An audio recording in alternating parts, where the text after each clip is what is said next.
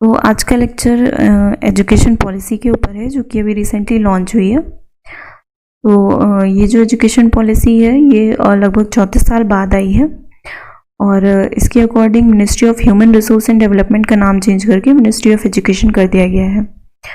और ये जो एजुकेशन पॉलिसी है ये इंडिपेंडेंस के बाद से तीसरी एजुकेशन पॉलिसी है और इससे पहले दो एजुकेशन पॉलिसी और आ चुकी हैं, 1968 की एजुकेशन पॉलिसी और 1986 की एजुकेशन पॉलिसी। और 1986 की एजुकेशन पॉलिसी को मॉडिफाई किया गया था 1992 में। तो 1968 की जो एजुकेशन पॉलिसी थी ये पहली पॉलिसी थी एजुकेशन की इंडिपेंडेंस के बाद से, और ये कोठारी कमीशन के रिकमेंडेशन पे बेस्ड थी। और इसके अकॉर्डिंग 14 साल तक के बच्चों के लिए एजुकेशन को कंपलसरी कर दिया गया था और इसमें टीचर्स की बेटर ट्रेनिंग और एजुकेशन को इस पॉलिसी का एम रखा गया था। नेक्स्ट है आपकी 1986 की एजुकेशन पॉलिसी। तो इस पॉलिसी का मेन पॉइंट ये था कि एजुकेशन को इक्वलाइज किया जाए, मतलब कि ST SC वुमेन को पढ़ाई में समानता का अधिकार मिले। और इसमें ऑपरेशन ब्लैक बोर्ड लॉन्च हुआ था और इसमें ओपन यूनिवर्सिटी सिस्टम को और एक्सपेंड किया गया था। और उसके बाद 1986 की एजुकेशन पॉलिसी को मॉडिफाई किया गया था 1992 में। तो इस पॉलिसी का main M common entrance exam conduct कराना था ऑल इंडिया लेवल पर, और इसी के अकॉर्डिंग इंजीनियरिंग और आर्किटेक्चर प्रोग्राम के लिए ऑल इंडिया लेवल पर JEE और AEEE कंडक्ट किए जाने लगे। तो अभी recently national education policy 2020 launch हुई है, जो कि दो कमेटी के रिकमेंडेशन पे बेस्ड है। पहली है TSR सुब्रमण्यम कमेटी और दूसरी है कस्तूरी रंगन कमेटी। तो इसका जो एजुकेशन पॉलिसी है इसका टारगेट है कि एजुकेशन पे पब्लिक स्पेंडिंग को इंक्रीज करना 6% ऑफ GDP। तो मतलब जो अभी करंट में 4.6% ऑफ GDP स्पेंड हो रहा है एजुकेशन पे, उसको इंक्रीज करके 6% ऑफ GDP करना है। तो इसका जो मेन पॉइंट ये है कि ये पॉलिसी 10+2 सिस्टम को रिप्लेस करके 5+3+3 सिस्टम में 5+3+3+4 सिस्टम में ले आएगा। तो इसके ये जो स्ट्रक्चर है ये प्ले स्कूल को फॉर्मल एजुकेशन के अंदर में ले आएगा। तो ये जानते हैं अब कि 5+3+3+4 सिस्टम क्या है। तो इसमें 4 स्टेजेस होते हैं, foundational stage, preparatory stage, middle stage and secondary stage. So foundational stage में 3 से 8 साल तक के बच्चे आएंगे। तो इसमें आंगनवाड़ी लेवल होगा और क्लास 1 और 2 क्लास के बच्चे आएंगे। सो ये जो फाउंडेशनल स्टेज है इसमें play and activity based learning होगी। उसके बाद नेक्स्ट आएगी प्रिपरेटरी स्टेज।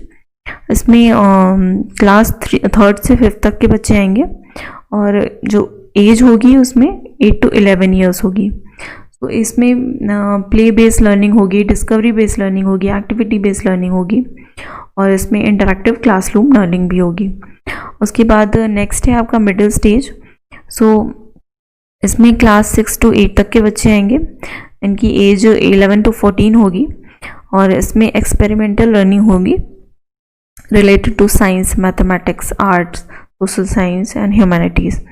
और उसके बाद सेकेंडरी स्टेज आती है, उसमें क्लास 9 से 12 तक के बच्चे होंगे, उनकी एज 14 से 18 साल होगी, 14 से 18 साल के बीच में होगी। और ये मल्टी डिसिप्लिनरी स्टडी होगी इसमें और क्रिटिकल थिंकिंग डेवलप कराई जाएगी स्टूडेंट में। और ये जो एकेडमिक स्ट्रक्चर होगा ये फ्लेक्सिबल होगा और इसमें स्टूडेंट अपनी चॉइस से सब्जेक्ट चूज कर सकेंगे। तो अब ये जो एजुकेशन पॉलिसी आई है तो इसका जो मेन एम है ये ग्रॉस एनरोलमेंट रेशियो है जो स्कूल एजुकेशन में उसको 100% करना बाय 2030 तक। तो इसमें क्या है कि मीडियम ऑफ एजुकेशन जो होगा ग्रेड 5 तक वो होम लैंग्वेज या मदर टंग होगी। तो ऐसा रिसर्च में देखा गया है कि जो चिल्ड्रन होते हैं वो 2 से 8 साल की उम्र में वो मदर टंग को ज़्यादा जल्दी पिकअप करते हैं। तो इसलिए इसको मेन एम रखा गया है। और उसके बाद जो 6 से 8 क्लास तक के बच्चे होंगे उनको वोकेशनल ट्रेनिंग भी कराई जाएगी, जैसे कारपेंट्री हो गया, इलेक्ट्रिक वर्क हो गया, मेटल वर्क हो गया, गार्डनिंग हो गया, पॉटरी हो गया, ये सब उनको सिखाया जाएगा। अब उसके बाद एक बैकलेस पीरियड भी होगा 6 से 8 साल के क्लास 6 से 8 तक के बच्चों के लिए 10 दिन, जो कि 10 दिन में एक बार आएगा।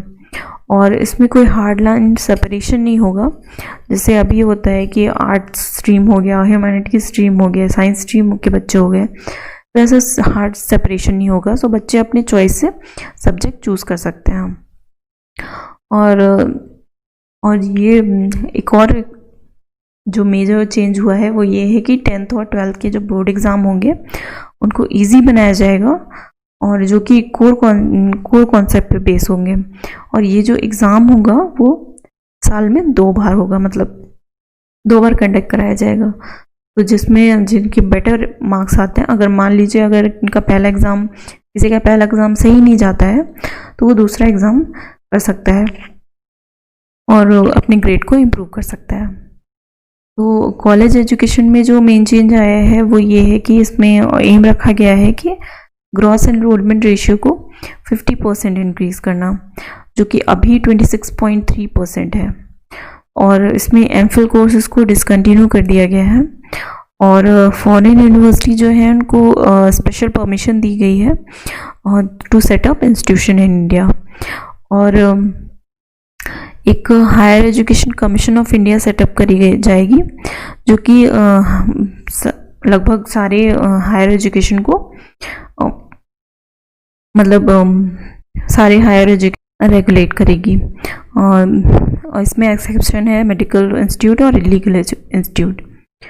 उसके बाद NIRF यानी कि नेशनल रिसर्च फाउंडेशन इस्टेब्लिश करी जाएगी, जो कि रिसर्च के कल्चर को इम्प्रूव करेगी यूथ के अमंग। और एक एकेडमिक बैंक ऑफ क्रेडिट भी बनाया जाएगा, जो कि स्टूडेंट के एकेडमिक क्रेडिट को स्टोर करेगा डिजिटली। और इसके बाद जो इंजीनियरिंग इंस्टीट्यूशन होते हैं IIT वगैरह, उनको मल्टी डिसिप्लिनरी और मोर होलिस्टिक बनाया जाएगा। इसमें मतलब IIT में आर्ट्स और ह्यूमैनिटीज़ भी इंक्लूड करी जाएगी।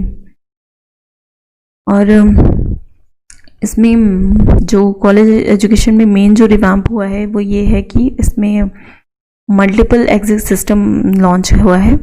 मतलब कि अगर स्टूडेंट हैं वो अगर कोई कोर्स कर रहे हैं, तो अगर वो एग्ज़िट करना चाहते हैं फर्स्ट ईयर या सेकेंड ईयर में, तो ऐसा नहीं है कि उनको, अगर वो फिर से ज्वाइन करना चाह रहे हैं तो ज़रूरी नहीं है ऐसा कि उनको फर्स्ट ईयर से शुरू से ही ज्वाइन करना पड़ेगा। तो अगर वो फर्स्ट ईयर पास करते हैं तो उनको एक सर्टिफिकेट दिया जाएगा, सेकेंड ईयर पास करते हैं तो डिप्लोमा दिया जाएगा, थर्ड या फोर्थ ईयर पास करते हैं तो उनको डिग्री दी जाएगी। तो इस तरह से उनको सर्टिफिकेट्स प्रोवाइड किए जाएंगे। तो अगर कोई स्टूडेंट सेकेंड ईयर में ड्रॉप कर देता है, उसके बाद दोबारा रिज्वाइन करना चाहता है, तो ऐसा ज़रूरी नहीं है कि वो फर्स्ट ईयर से फिर से ज्वाइन करे। तो वो उसको अपना डिप्लोमा का जो सर्टिफिकेट मिला है उसको दिखा के फर्दर थर्ड ईयर में ज्वाइन कर सकता है आराम से। तो ये जो अभी एजुकेशन पॉलिसी आई है, ये ऑब्वियसली एक अच्छी पॉलिसी है, और ये एजुकेशन सिस्टम को होलिस्टिक, फ्लेक्सिबल और मल्टी डिसिप्लिनरी बनाएगी। और बट ये तभी पॉसिबल है अगर ये जो पॉलिसी है इसका इम्प्लीमेंटेशन पूरी तरीके से हो। तो दैट्स ऑल फॉर टुडे। और सो आज का क्वेश्चन ये है कि जो एजुकेशन पॉलिसी है इसमें जो टीचर हैं वो मदर टंग को कौन सी क्लास तक इंट्रोड्यूस करा सकते हैं। According to the national education policy, teacher will be able to teach lesson in mother tongue और रीजनल लैंग्वेज अप टू तो ग्रेड 3 होगी, ग्रेड 4 होगी या ग्रेड 5 होगी। इसका आंसर आप कमेंट सेक्शन में दीजिएगा। Thank you for this.